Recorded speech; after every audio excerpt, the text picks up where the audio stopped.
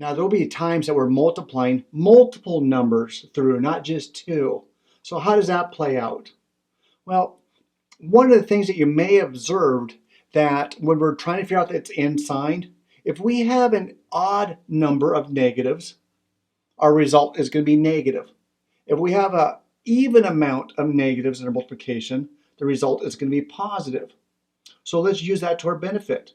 The top term up here, assuming that nothing is zero. If it's zero, everything washes out and goes to zero. Oh, we love zero. So -3 times -1 times 2 times -2. How many signs, how many negative signs are there? There's 3. That's an odd number. So my result will be a negative. And then I multiply the values. 3 times 1 times 2 times 2 produces a 12. So my final result is a -12. Second example, I count my negatives, 1, 2, 3, and 4. There's an even amount of negative numbers.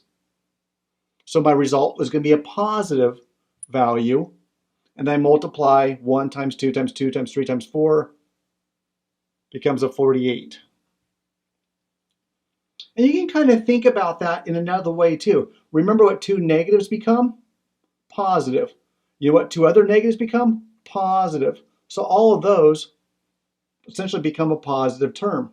If they're odd amount, well, the first two here become positive.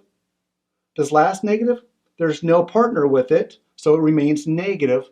And you can see again, while that final result is negative, as opposed to this one with an even amount remains, or not remains, but is positive.